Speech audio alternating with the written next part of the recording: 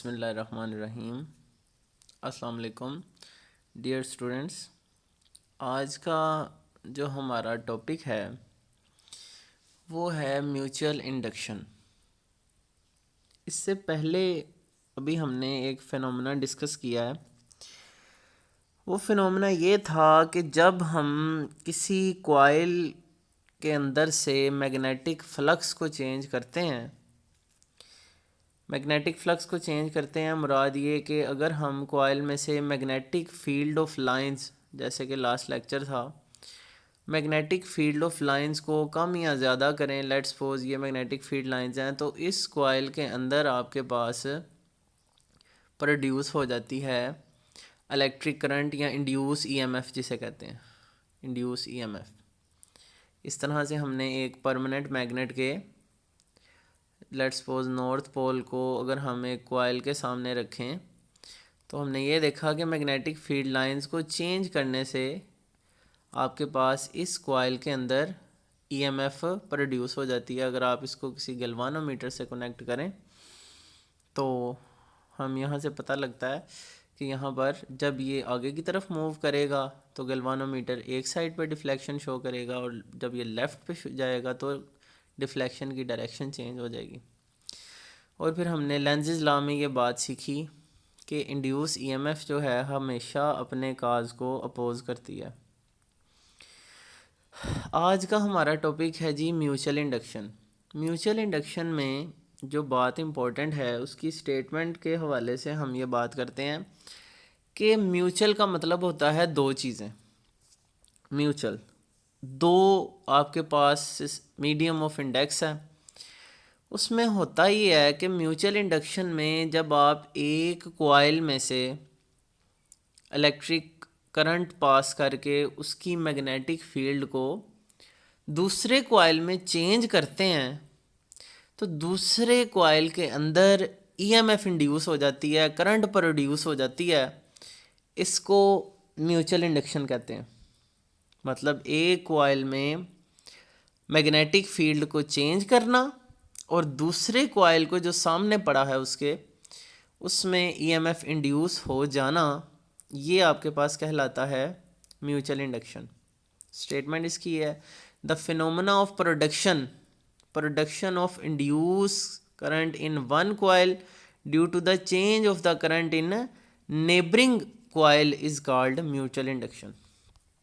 कैसे देखते हैं इसे, एक छोटी सी एग्जांपल, उससे हम इसको समझ सकते हैं। लेट्स सपोज मेरे पास ये कॉइल है और इसको मैंने किसी स्विच के अलोंग बैटरी वोल्टेज V के साथ कनेक्ट किया है, और इस स्विच को मैं ऑन या ऑफ करूँगा तो इस कॉइल में से करंट पास होगा। This will be the direction of current, this is current.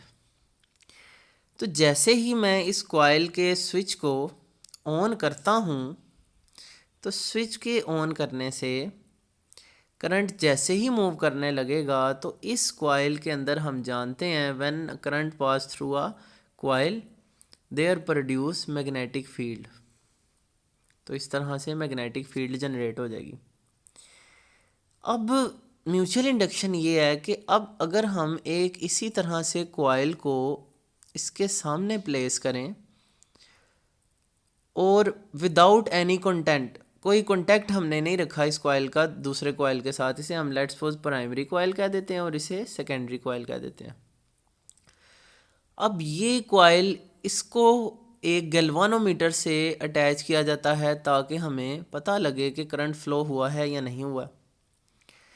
जैसे ही हमने इस स्विच को ऑन किया प्राइमरी कॉइल में तो क्या हुआ, मिनिमम मैग्नेटिक फील्ड लाइन से इंक्रीज़ होते होते इस कॉइल में से भी मैग्नेटिक फील्ड लाइंस गुजरने लग गई। तो जब इस कॉइल में से मैग्नेटिक फील्ड लाइंस ज़ीरो से इंक्रीज़ होंगी तो डेफिनेटली पीछे भी हमने क्या पढ़ा इलेक्ट्रोमैग्नेटिक इंडक्शन में, कि जब किसी कॉइल, जिस तरह से ऐसे कॉइल सामने पड़ा हो नॉर्थ पोल के सामने, उसको हम मैग्नेटिक फील्ड लाइंस उसमें पास करें तो इसमें ईएमएफ इंड्यूस हो जाती है। वो ईएमएफ क्या काज करती है, करंट के फ्लो को काज करती है। तो यहाँ पर भी सेम एज इट इज़ है कि जैसे ही आपने स्विच ऑन किया मैग्नेटिक फील्ड लाइंस ज़ीरो से ज़्यादा होने लग गई और गैल्वानोमीटर ने क्या शो कर दी, डिफ्लेक्शन शो कर दी। क्यों? क्योंकि फ्लक्स चेंज हुआ सेकेंडरी कॉइल में। तो प्राइमरी कॉइल की करंट को चेंज करने से सेकेंडरी कॉइल में ईएमएफ का इंड्यूस होना, ये आपके पास क्या कहलाता है? म्यूचुअल इंडक्शन कहलाता। अब बात ये है कि जैसे अब स्विच को ऑन कर दिया, करंट कंप्लीट स्टार्ट हो गई, इसकी जो फील्ड जितनी मैक्सिमम होनी थी हो गई, अब स्टेडी करंट गुजर रहा है, मैक्सिमम फील्ड हो गई है और गैल्वानोमीटर फिर सडनली डिफ्लेक्शन शो करने के बाद दोबारा ज़ीरो पे आ जाएगा। उसकी वजह ये है कि इलेक्ट्रोमैग्नेटिक इंडक्शन के लिए लाजमी है कि आपके पास फ्लक्स चेंज हो रहा हो, मैग्नेटिक फील्ड लाइन जो है वो चेंज हो रही हूँ। तो जब ये कांस्टेंट करंट हो जाएगा, चेंज होना ख़त्म हो जाएगा मैग्नेटिक फील्ड लाइंस का, तो इस कॉइल में करंट भी क्या हो जाएगा? ख़त्म हो जाएगा। इसमें जो इंड्यूस करंट, इंड्यूस ईएमएफ पर रिड्यूस हुआ था वो भी ख़त्म हो जाएगा। अब हम क्या करते हैं, इस स्विच को दोबारा से ऑफ कर देते हैं। इस कनेक्शन को अगर हम काट दें यहाँ से, तो स्विच ऑफ करने से क्या होगा? जो मैग्नेटिक फील्ड लाइंस हैं पहले की, वो क्या होने लग जाएंगी? कम होने लग जाएंगी, ख़त्म होने लग जाएंगी, ज़ीरो की तरफ जाने लग जाएंगी। तो जब मैग्नेटिक फील्ड लाइंस हमारे पास रिड्यूस होने लग जाएंगी, तो इसका मतलब ये है कि अब फिर अगेन मैग्नेटिक फील्ड लाइंस के कम होने की वजह से फ्लक्स जो है वो कम तो हो रहा है, लेकिन साथ साथ चेंज भी हो रहा है।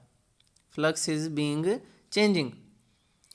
तो फ्लक्स का चेंज होना दोबारा से क्या चीज़ प्रोड्यूस करेगा? दोबारा से ईएमएफ प्रोड्यूस करेगा। कौन से कॉइल में? सेकेंडरी कॉइल में। तो सेकेंडरी कॉइल में फ्लक्स चेंज होगा और जो गैल्वानोमीटर हमने यहाँ पर अटैच कर रखा है, उस गैल्वानोमीटर ने फ़ौरन से दोबारा गैल्वानोमीटर ने डिफ्लेक्शन शो कर देनी है, लेकिन अब ऑपोजिट डायरेक्शन में।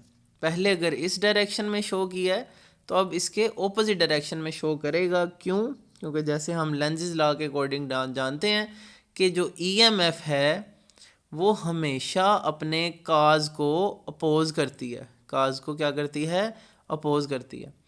तो अगर तो पहले इसका काज ऐसे था कि ईएमएफ इस तरह से प्रोड्यूस होनी है कि अगर ये नॉर्थ पोल है इधर इसकी फील्ड का, तो यहाँ पर ईएमएफ ऐसे प्रोड्यूस होगी कि इसकी फील्ड का नॉर्थ के सामने आ जाए, जैसा कि पिछले लेक्चर में भी हमने ये बात पढ़ी। और जब हम इसको ऑफ करेंगे तो इसकी डिक्रीज़ होने की वजह से यहाँ जो पहले ईएमएफ की डायरेक्शन ऐसे थी कि नॉर्थ के सामने आ रहा था, अब नॉर्थ को सामने साउथ पोल आ जाएगा सेकेंडरी कॉइल का। तो ये बेसिकली आपके पास म्यूचुअल इंडक्शन है। तो म्यूचुअल इंडक्शन में हम यही इसी प्रोसेस को यहाँ पर एक्सप्लेन किया गया कि एक कॉइल यहाँ पर आपको नज़र आ रहा है, this is the B coil. अब इसके साथ आपने गैल्वानोमीटर अटैच किया और जो ए है उसको स्विच के साथ आपने एक बैटरी के साथ कनेक्ट कर दिया है।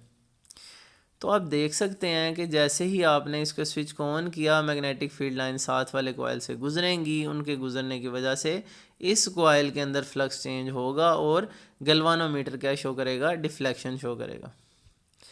तो इसी चीज़ को आपने ईएमएफ को शो हमने ग्राफ के साथ किया हुआ है कि म्यूचुअल इंडक्शन से एक कॉइल के अंदर करंट को चेंज करने से दूसरे कॉइल में करंट प्रोड्यूस हो गया। अब यहाँ पर वो सारी एक्सप्लेनेशन है कि बेसिकली जब आपने अभी करंट को स्टार्ट किया है कॉइल में, करंट ज़ीरो से इंक्रीज़ होने लग गया, इंक्रीज़ हुआ करंट, तो इंक्रीज़ होने की वजह से फ्लक्स चेंज हुआ और जब मैक्सिमम करंट हो गया अगेन गैल्वानोमीटर ज़ीरो पे आ जाएगा। क्यों? क्योंकि अब मैग्नेटिक फील्ड चेंज नहीं हो रही। अब हमने क्या किया, दोबारा जब ऑफ किया तो फिर गैल्वानोमीटर डिफ्लेक्शन शो करेगा, क्योंकि अब मैग्नेटिक फील्ड अगेन ज़ीरो की तरफ जा रही है, डिक्रीज़ हो रहा है फ्लक्स। इस वजह से दोबारा से गैल्वानोमीटर डिफ्लेक्शन शो करेगा, क्योंकि फील्ड लाइंस पहले जो इंक्रीज़ हो रही थी अब डिक्रीज़ हो रही हैं, लेकिन डिफ्लेक्शन होगी दूसरी ऑपोजिट डायरेक्शन में। अब बच्चों इसी कॉन्सेप्ट को हम इस्तेमाल करते हैं ट्रांसफार्मर के अंदर। ट्रांसफार्मर का आज इंट्रोडक्शन और थोड़ी बहुत वर्किंग पढ़ लेंगे कि उसमें हम करते क्या हैं। उसकी वर्किंग ये है कि transformer is a practical application of mutual induction. Transformer are use to increase और decrease the AC voltage. Alternating voltage को कम या ज़्यादा करने के लिए इस्तेमाल होते हैं और with relative little loss of energy. इसमें हमें फ़ायदा ये है कि हम एनर्जी लॉसेज जो है वो कम से कम होते हैं. वर्किंग इसकी ये है कि आपके पास दो कॉइल पे मुश्तमिल होता है. जैसे आपने म्यूचुअल इंडक्शन में पढ़ा, एक प्राइमरी कॉइल और एक सेकेंडरी कॉइल. कॉइल को किसी कोर मटेरियल के साथ इस तरह से दोनों साइड पे हमने ज्वाइन किया होता है, लेकिन इनके दरमियान आपस में कोई कनेक्शन नहीं है. कोर जो होता है वो इंसुलेटर होता है. अच्छा जी, iron core. One coil is called primary coil, the other coil is called secondary coil. और नंबर ऑफ टर्न्स जो हैं प्राइमरी कॉइल के, उन्हें हम एन पी से रिप्रेजेंट करते हैं और सेकेंडरी कॉइल के नंबर ऑफ टर्न्स को एन एस से. एक को हम प्राइमरी कह देते हैं और एक को सेकेंडरी कह देते हैं. ठीक है. तो when the primary coil is connected to AC voltage, इन दोनों में से एक को हमने, जो प्राइमरी कॉइल होता है उसको डेफिनेटली किसी वोल्टेज के साथ कनेक्ट करना होता है. जैसे अभी हमने म्यूचुअल इंडक्शन में पढ़ा, एक को बैटरी के साथ और दूसरे कॉइल को सिंपली रखा जाता है गैल्वेनोमीटर के साथ, ताकि हमें पता लग जाए करंट है या नहीं.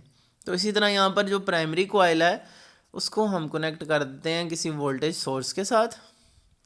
अच्छा जी, and the secondary coil, the changing field induce an alternating EMF और EMF induce in the secondary coil called secondary voltage. दो वोल्टेज हम प्राइमरी कॉइल को कहते हैं, उसे वीपी कहा जाता है. और इस प्राइमरी कॉइल में वोल्टेज डेफिनेटली चेंज होगा जब आप अल्टरनेटिंग वोल्टेज अप्लाई करेंगे. उस चेंज की वजह से सेकेंडरी कॉइल में क्या प्रोड्यूस होगी, ईएमएफ. और इस ईएमएफ की वजह से जो वोल्टेज जनरेट होगा उसे हम वी एस से रिप्रेजेंट करते हैं. ठीक हो गया. और the secondary voltage depend upon the ratio of number of turns. ये इंपॉर्टेंट बात है कि नंबर ऑफ टर्न्स की रेशो पे डिपेंड करता है. मतलब ट्रांसफार्मर में ये रेशो अप्लाई होती है. रेशो ये है कि ratio between voltages of primary and secondary coil is equal to number of turns of secondary and primary coil. तो इस रेशो को आपने याद करना है कि ट्रांसफार्मर इस रेशो को ओबे करता है कि इसके वोल्टेज की रेशो सेकेंडरी और प्राइमरी की नंबर ऑफ टर्न्स की रेशो के बराबर होती है. मतलब हम प्राइमरी या सेकेंडरी वोल्टेज को नंबर ऑफ टर्न्स इंक्रीज या डिक्रीज करके चेंज कर सकते हैं. दोबारा सुनिएगा, प्राइमरी कॉइल के वोल्टेज को वो तो गिवन है, मतलब सेकेंडरी कॉइल के वोल्टेज को हम number of turn secondary coil के इंक्रीज या डिक्रीज करके चेंज कर सकते हैं. तो यही बेसिकली प्रिंसिपल है ट्रांसफार्मर का. तो यहाँ पर देखिएगा ज़रा कि if the secondary voltage is smaller than primary voltage, ये बहुत इंपॉर्टेंट चीज़ है. अगर आपके पास सेकेंडरी वोल्टेज जो है स्मॉलर हो प्राइमरी वोल्टेज के, the transformer is called step down transformer. अगर आपने सेकेंडरी जो है, क्योंकि आउटपुट हम लेते हैं सेकेंडरी कॉइल से, इनपुट देते हैं प्राइमरी कॉइल को, आउटपुट ले रहे हैं सेकेंडरी. अगर सेकेंडरी कॉइल के नंबर ऑफ टर्न्स कम हैं प्राइमरी से तो स्टेप डाउन ट्रांसफर है, और अगर सेकेंडरी कॉइल के ज़्यादा हैं प्राइमरी कॉइल से नंबर ऑफ टर्न्स तो स्टेप अप ट्रांसफार्मर है. तो एक आइडियल ट्रांसफार्मर में द इलेक्ट्रिक पावर जो हम डिलीवर करते हैं, पावर जो है वो लॉसेस कम से कम होते हैं. इस वजह से हम ये कहते हैं कि एक आइडियल ट्रांसफार्मर में पावर जो प्राइमरी कॉइल पे होती है वो बराबर होती है सेकेंडरी कॉइल पे. लेकिन ये वोल्टेज को अप या डाउन करने के लिए नंबर ऑफ टर्न से इस्तेमाल किया जाता है. तो यहाँ तक बेटा इस जो इम्पोर्टेंट इसमें चीज़ है, एक ये वोल्टेज रेशो और दूसरी आइडियल ट्रांसफार्मर के लिए ये पावर की इक्वालिटी. और पावर का फार्मूला हम जानते हैं V इंटू आई होता है. तो यहाँ से हम लिख सकते हैं VIP is equal to VS और IS. तो दिस इज़ द ट्रांसफार्मर. इसको बच्चे नेक्स्ट हम इंशाल्लाह हाई वोल्टेज ट्रांसमिशन भी देखेंगे कि उसमें क्या है. तो यहाँ से आपका मेजर जो कॉन्सेप्ट है वो म्यूचुअल इंडक्शन का ही है. म्यूचुअल इंडक्शन में आपने उसकी स्टेटमेंट प्लस ये जो फिगर है इसको एक्सप्लेन करना है कि किस तरह से आप गैल्वानोमीटर अटैच करने से एक कॉइल से दूसरे कॉइल में वेरिएशन कर लेते हैं. और दूसरी चीज़ जो ट्रांसफार्मर है, ये आपका लॉन्ग क्वेश्चन है इम्पोर्टेंट. इसमें आपने ये प्राइमरी और सेकेंडरी की एक रेशो इसे एक्सप्लेन करना है, दूसरा पावर वाली बात को एक्सप्लेन करेंगे तो ये आपका क्वेश्चन कंप्लीट हो जाएगा। और ये इसमें सारा म्यूचुअल इंडक्शन वाला ही कॉन्सेप्ट इस्तेमाल हो रहा है। एक कॉइल पे आप वोल्टेज प्रोवाइड करते हैं और दूसरे में ईएमएफ इंड्यूस हो जाती है। Thank you so much.